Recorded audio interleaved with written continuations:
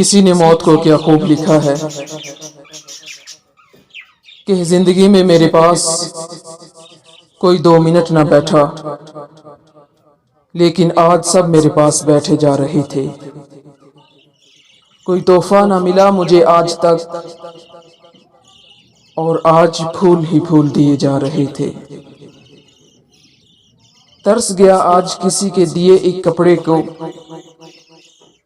तरस गया मैं आज किसी के दिए एक कपड़े को, और आज तो नए नए कपड़े ओढ़े जा रहे थे। 2 कदम साथ ना चलने वाले आज, 2 कदम साथ ना चलने वाले आज वो काफिला बनाकर चले जा रहे थे।